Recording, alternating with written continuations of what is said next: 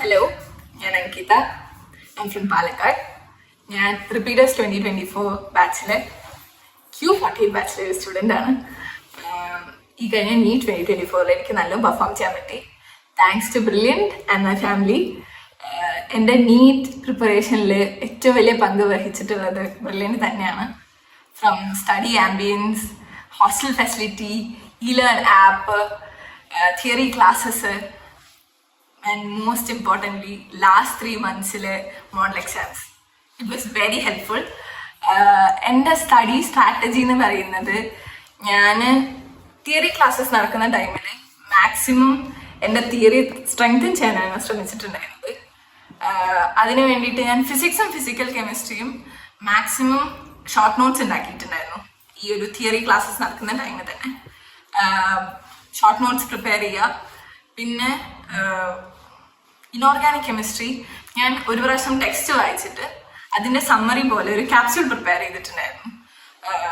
ഞാൻ പഠിച്ചത് inorganic chemistry പഠിച്ചത് ഈ ക്യാപ്സ്യൂൾ വഴിയാണ്. അതായത് ടേബിൾസിലുള്ള ഓർഡറുകളും അതൊക്കെ ഞാൻ ഈ ഒരു ക്യാപ്സ്യൂളിൽ ഇൻക്ലൂഡ് ചെയ്തിട്ട് ഇതായിരുന്നു ഞാൻ റിവൈസ് ചെയ്തിട്ടുണ്ടായിരുന്നത് ഇനോർഗാനിക് കെമിസ്ട്രി. എന്നിട്ട് നീറ്റ് എക്സാം അടുത്തൊരു ടൈമിൽ ഞാൻ ഒരു പ്രാവശ്യം കൂടെ ടെക്സ്റ്റ് ഒന്നുകൂടെ വായിച്ചു ഇനോർഗാനിക് കെമിസ്ട്രി. അത് കഴിഞ്ഞിട്ട് പക്ഷെ ഞാൻ പഠിച്ചത് ബേസിക്കലി ഈ ക്യാപ്സ്യൂൾ യൂസ് ചെയ്തിട്ടാണ്. And then there is organic chemistry.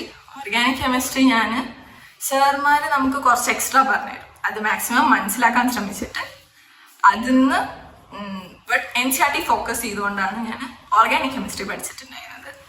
NCERTയിലുള്ള solved examples ഒക്കെ ചെയ്ത് പഠിച്ചു. And then there is biology.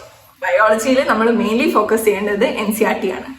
NCERT maximum എന്താ പറയുക, NCERT ഫോക്കസ് ചെയ്ത് നമുക്ക് നമ്മുടെ ഫാക്കൽറ്റീസ് കുറച്ചും കൂടെ എക്സസ് ആയിട്ട് പറഞ്ഞുതരും. നമ്മളുടെ NCERTയിലുള്ള കോൺസെപ്റ്റ് കുറച്ചും കൂടെ നമുക്ക് മനസ്സിലാക്കാൻ വേണ്ടിയിട്ട് അതിന് കുറച്ചുകൂടെ വാസ്താക്കി പറഞ്ഞുതരും. അത് നമ്മൾ മനസ്സിലാക്കി ബട്ട് പഠിക്കേണ്ടത് NCERT ആണ്. ബാക്കിയുള്ളത് മനസ്സിലാക്കണം ബട്ട് പഠിക്കേണ്ടത് NCERT ആണ്. ദെൻ മാക്സിമം സ്ട്രെസ് ഫ്രീ ആയിരിക്കാൻ ശ്രമിക്കുക. That's A most important thing. Self doubt പാടില്ല. നമുക്ക് എക്സാംസിന് മാർക്ക് കൂടാം കുറയാം, അതിലല്ല ഫോക്കസ് ചെയ്യേണ്ടത്. നമ്മൾ ഈ എക്സാംസിന് മനസ്സിലാക്കേണ്ടത് നമ്മൾ എവിടെയാണ് ഇമ്പ്രൂവ് ചെയ്യാനുള്ളത് എന്നാണ്. എന്നിട്ട് അത് ഇമ്പ്രൂവ് ചെയ്യാനാണ് ശ്രമിക്കേണ്ടത്. പിന്നെ എൻ്റെ ഈ മോഡൽ എക്സാം ടൈമൊക്കെ ആയപ്പോൾ എന്നെ ഹെൽപ്പ് ചെയ്ത 3 hours ഉണ്ട്. That is relax, review and revise. Relax എന്ന് പറയുമ്പോൾ നമ്മൾ എക്സാമിന് വേണ്ടി പ്രിപ്പയർ ചെയ്യുമ്പോഴും എക്സാം ഹാളിൽ ഇരിക്കുമ്പോഴും ചെയ്യേണ്ട most important thing is relax.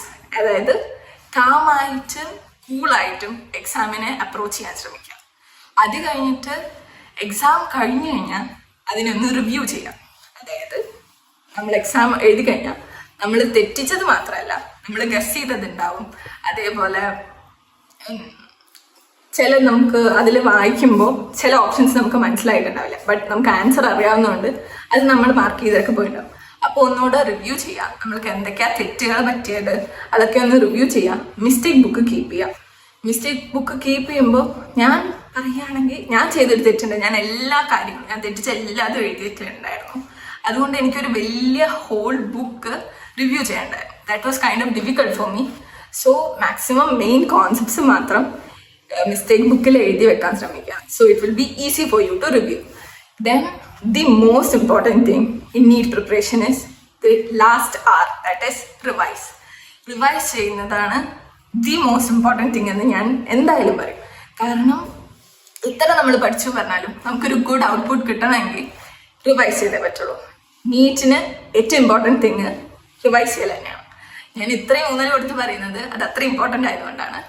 അപ്പോൾ റിവൈസ് ചെയ്യുന്നത് വളരെ ഇമ്പോർട്ടൻ്റ് ആണ്. Please do that. നമ്മൾ എത്ര പഠിച്ചു എന്ന് പറഞ്ഞാലും റിവൈസ് ചെയ്തില്ലേ നമുക്ക് that is like A waste. അപ്പോൾ ലാസ്റ്റൊക്കെ ആകുമ്പോഴേക്കും എക്സാമിൻ്റെ ലാസ്റ്റൊക്കെ ആകുമ്പോഴേക്കും നിങ്ങൾ എന്താ പറയുക, പുതിയ കാര്യങ്ങൾ പഠിക്കണേക്കാട്ടിലും പഠിച്ചത് തന്നെ റിവൈസ് ചെയ്യാൻ വേണ്ടി ശ്രമിക്കാം. ദെൻ ഞാൻ സ്ട്രെസ്സിനെ കോപ്പപ്പ് ചെയ്യാൻ വേണ്ടിയിട്ട് ചെയ്തിട്ടുള്ളൊരു കാര്യമുണ്ട്. എൻ്റെ തോട്ട്സ് എഴുതി വയ്ക്കാം. എല്ലാവർക്കും അത് വർക്കൗട്ട് ആണെന്നില്ല. അപ്പോൾ സ്ട്രെസ്ഡ് ആവുമ്പോൾ അത് എന്താ പറയുക, കോപ്പപ്പ് ചെയ്യാൻ വേണ്ടി നിങ്ങളുടെ സ്വന്തം സ്ട്രാറ്റജി ട്രൈ ചെയ്യാം. അല്ലെങ്കിൽ ഇങ്ങനെ വേണേൽ എഴുതി വെക്കാം. നിങ്ങൾ ഓവർ തിങ്കിങ് ചെയ്യുന്ന കാര്യങ്ങൾ എഴുതി വെക്കാം. That would help you. And ഈ നീറ്റ് പ്രിപ്പറേഷൻ സ്ട്രെസ്ഫുൾ ആയിട്ടുള്ള ഒരു കാര്യം തന്നെയാണ്. ഒരു കോമ്പറ്റേറ്റീവ് എക്സാമിന് വേണ്ടി പ്രിപ്പയർ ചെയ്യുന്നത് ഭയങ്കര സ്ട്രെസ്ഫുൾ ആയിട്ടുള്ള കാര്യമാണ്. പക്ഷെ മാക്സിമം സ്ട്രെസ് ഫ്രീ ആയി ഇരിക്കാൻ ശ്രമിക്കുക, കാം ആവാൻ ശ്രമിക്കുക, മെഡിറ്റേഷനൊക്കെ ചെയ്യാം നിങ്ങൾക്ക്. അതും ഞാൻ കണ്ടിട്ടുണ്ട് ആൾക്കാർ.